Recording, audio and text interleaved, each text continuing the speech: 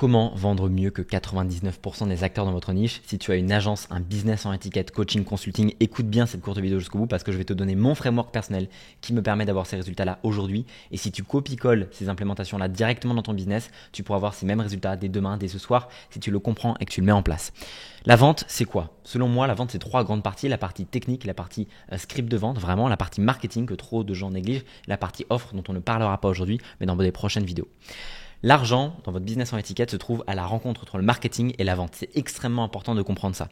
Et trop de gens comprennent super bien la vente, comprennent super bien le marketing, mais ne les mettent pas ensemble, ce qui fait que ça baisse drastiquement leurs résultats dans les deux parties et donc leur chiffre d'affaires à la fin du mois.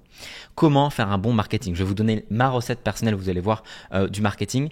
Mais le marketing, concrètement, c'est quoi? C'est juste augmenter le niveau de confiance de vos prospects avec lesquels ils vont arriver durant l'appel. C'est-à-dire que si vous avez des personnes qui sont complètement froides en appel, évidemment, ça va être beaucoup plus difficile, beaucoup plus dur de leur vendre. Si moi aujourd'hui j'ai ces résultats-là, c'est pas parce que je suis un excellent vendeur. Je suis pas particulièrement un closer d'élite. D'ailleurs, je prends de moins en moins d'appels. C'est juste parce que mon marketing est tel que lorsque les prospects, mes prospects, vous arrivez en appel, vous savez pertinemment qu'on est les meilleures personnes pour vous aider. Vous avez déjà dû consommer du contenu de nous, vous avez déjà vu notre marketing. Donc forcément, vous arrivez avec un niveau de conscience bien plus élevé. Je vais pas vous refaire les très grands classiques du niveau de conscience de Eugene Schwartz, qui était un très grand copywriter, les 5 stages of awareness, avec la partie unaware, problem aware, solution aware, product aware, most aware. Si vous voulez regarder ça, vous pouvez voir retrouver directement la mind map en dessous dans le school, dans mon school privé, pour relire ça, pour prendre le temps. Mais c'est les 5 niveaux de conscience et vous devez faire en sorte à travers votre marketing d'augmenter et de faire passer les personnes de unaware à most aware le plus rapidement possible. Le partie marketing, ça se décompose en trois grandes parties. La partie trafic, en fait, combien de leads vous allez avoir qui vont regarder votre page de vente ou booker un appel avec vous. La partie positionnement, comment est-ce que vous positionnez sur le marché pour être unique. Et la partie message. Ma recette marketing, c'est d'avoir beaucoup plus de leads. Alors beaucoup, j'ai mis même plus que beaucoup de leads, donc c'est vraiment beaucoup de leads. Se démarquer de ma niche en étant unique par ma manière, par mon approche, par mes contenus, par mon message. Aujourd'hui, si vous faites entre 5 et 15 000 euros par mois, on peut vous aider à scaler. On va pas aller chercher à scaler d'autres personnes. Si vous êtes entre 5 et 15 000 euros par mois, alors on va pouvoir vous aider à scaler. Et puis de persuader mes prospects à travers un bon copy, donc un bon copywriting. Un copywriting qui peut être également à l'oral et de la preuve. Plus vous allez avoir de la preuve dans votre message, plus vous allez avoir des prospects qui vont être most aware, confiants, qui vont avoir de la trust, de la confiance à vous donner en appel et ça va faire toute la différence. On reviendra juste après sur le taux de show-up, mais juste pour vous dire que votre marketing est nécessaire à avoir un bon process de vente. Si vous n'avez pas un bon marketing, laissez tomber. Votre vente pour avoir les meilleurs skills, les meilleures compétences en vente du monde, vous n'arrivez pas à avoir les résultats que vous voudrez atteindre. Travaillez votre partie marketing, c'est ce qui fera de vous un meilleur vendeur. Ensuite, une fois que les personnes prennent des appels avec vous, il faut que les personnes se présentent. Si vous avez 20 appels dans la semaine mais qu'il n'y a que 7 personnes qui se présentent, oui, ça peut être le cas pour plein de personnes. Et d'ailleurs, si vous ne le traquez pas, je pense que vous avez beaucoup plus de no-show, donc de non-présentation que vous ne l'imaginez. Je vais vous donner quelques astuces pour augmenter votre taux de show-up, donc votre nombre de calls, donc votre nombre de closes, donc votre chiffre d'affaires à la fin du mois. D'abord, pas trop de messages de relance.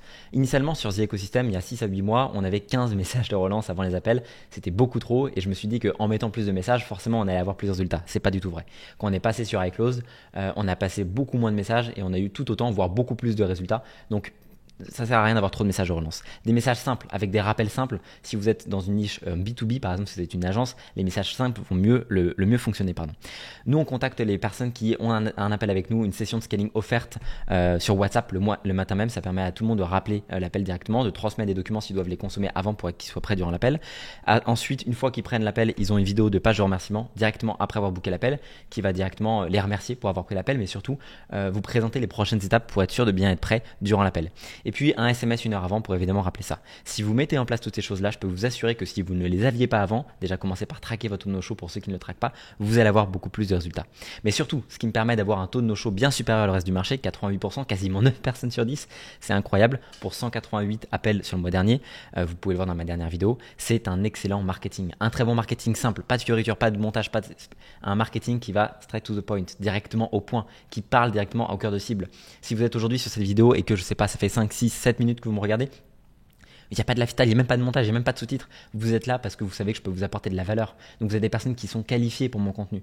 Et vous savez parce que je vous apporte exactement de la valeur pour augmenter votre nombre d'appels. Donc vous voyez ce que je veux dire, c'est un excellent marketing. Et ce qui fait que vous allez plus vous présenter un appel que d'autres, c'est parce que j'ai une autorité, une crédibilité sur le marché que certains n'ont pas, en tout cas plus que d'autres, qui donc va forcer les personnes à se présenter plus en appel.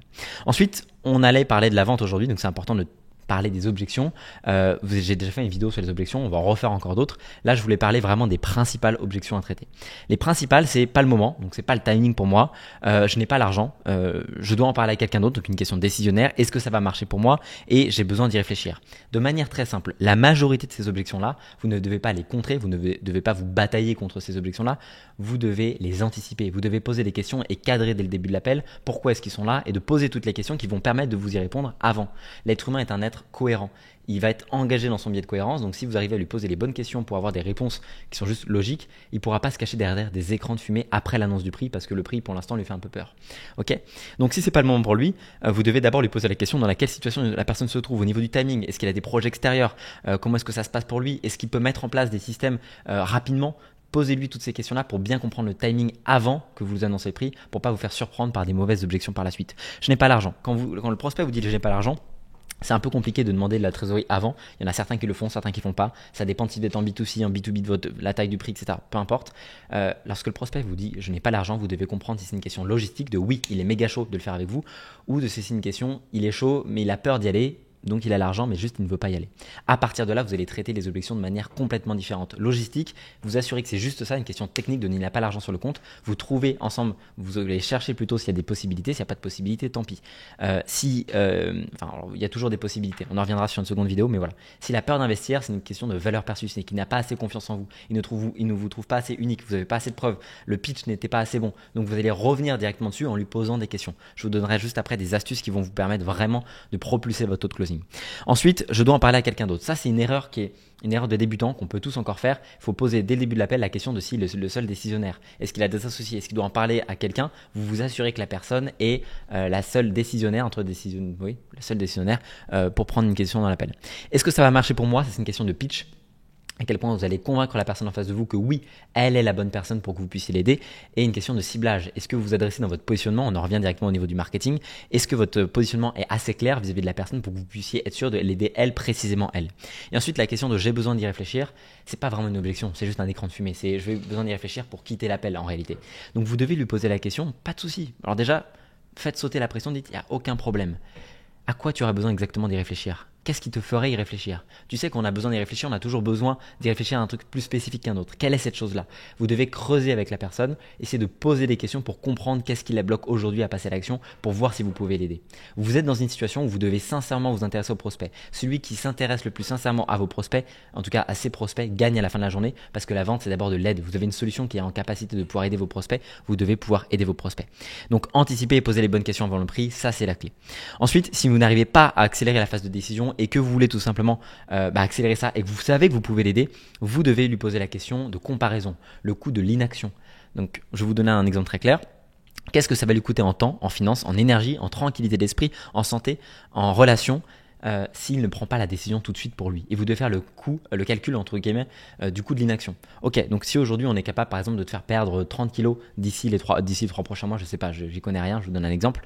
Est-ce que ça va te faire permettre de gagner du temps sur une perte de poids classique? Oui, parce qu'on est plus expérimenté. Est-ce que ça va te faire gagner tes finances? Je sais pas, probablement, mais il faudra trouver une manière de le voir. Est-ce que ça va te faire gagner en énergie au quotidien? Oui. En tranquillité d'esprit? Oui. En santé? Évidemment. En relation? Oui, évidemment. Donc ça c'est pour un exemple d'une offre en perte de poids, mais ça peut être une offre en make money, ça peut être une offre en plein d'autres choses. Vous devez lui faire le calcul de pourquoi est-ce qu'il doit prendre la décision maintenant, parce que vous pouvez l'aider et que la situation pour lui dure déjà depuis un moment trop long. Ok, ça c'est important. Et ensuite, quelques astuces qui vont vous permettre de closer beaucoup plus. Si la personne doute, vous devez juste répéter la question derrière elle et la laisser parler. Si par exemple elle dit je sais pas, c'est peut-être pas le bon moment pour moi. Et là vous avez juste à lui dire, au lieu d'essayer d'argumenter, mais si c'est le bon moment parce que ça. Non, calmez-vous, tranquille. Pas le bon moment, c'est-à-dire. Et là vous allez laisser la personne déballer et s'ouvrir à vous. Et en fait, plus elle va baisser sa garde, plus elle va s'ouvrir à vous, plus vous allez pouvoir comprendre ce qui bloque et donc avec elle, trouver le processus. Parce que c'est juste une question de elle et vous contre son cerveau. Parce que son cerveau a peur d'aller vers l'inconnu. Mais vous savez que vous pouvez l'aider pertinemment. Donc c'est ça le travail que vous devez faire. Ensuite, vous ne devez pas prendre la réaction d'une personne un peu choquée face à votre prix. Si par exemple vous avez un prix en étiquette à 5 000, 10, 15, 20 000 euros pour un non. Si la personne est surprise, marque un temps de pause ou hausse les sourcils, ça ne veut pas dire un non, ça veut dire juste qu'elle est surprise par le prix. Mais tant que la personne ne vous dit pas qu'il y a un problème vis-à-vis du prix, il n'y a pas de problème. Il faut juste être à l'aise avec ça et c'est complètement ok. Une fois que le prospect a dit oui, c'est bon, c'est closé, vous la fermez. Ne lui donnez pas la possibilité de revenir sur sa décision en arrière parce que vous avez dit des choses qui ne le convenaient pas au niveau de la vente. Il a été closé par une chose spécifique, vous n'en êtes pas encore sûr de pourquoi est-ce qu'il a été closé, vous devez juste avancer, vous onboarder, faut que je revoie ça, mais parler d'autres choses. Ok, super. Ah tiens, d'ailleurs, t'es basé où toi en France? Ah, t'es basé à l'étranger. Ok, super. Voilà. Si vous aidez sincèrement la personne en face de vous, elle va le sentir et donc ça va être beaucoup plus naturel au niveau de la vente. Vous devez aider sincèrement la personne en face de vous, c'est le primordial. Et si vous sentez que vous argumentez trop et que la vente vous échappe parce que vous tombez dans des cycles et des cycles et des cycles d'argumentation qui ne mènent à rien, alors vous devez juste poser plus de questions pour laisser plus la personne en face de vous parler. Moi, au début de mes appels de vente, il y a 2-3 ans, quand je me fais mes tout premiers appels de vente, j'essaie de parler un maximum. Et je pensais que parler un maximum, parler beaucoup, ça allait m'aider durant la vente. Pas du tout. Il faut laisser le temps à la personne face de vous de parler parce que c'est elle qui a les armes, c'est elle qui va prendre la décision et vous devez juste vous intéresser à une situation pour essayer de l'aider. J'espère que cette vidéo vous aura aidé. Si vous êtes une agence, un coach, un business de consulting, que vous êtes entre 5 et 15 000 euros par mois et que vous voulez aller chercher ajouter 30 à 50 000 euros de revenus mensuels durant les 4 prochains mois pour le Q4 pour qu'on aille tout arracher, prenez une appel de session de scaling directement offerte en dessous de cet appel. Vous prenez un appel avec nous ou avec moi directement en one-one. Dans le pire des cas, vous allez repartir avec de la valeur. Dans le meilleur, on scalera massivement votre business. Ça vous coûte absolument rien. On va pas vous mordre, promis. Donc, prenez un appel directement et il n'y a pas de pression. On est là pour vous aider. Donc voilà. J'espère que ça vous aura plu. Vous pourrez trouver directement cette mindmap dans le school. La dernière, je l'avais pas mise, mais là, je tout upload sur le school. Donc voilà. On se retrouve directement dans le school.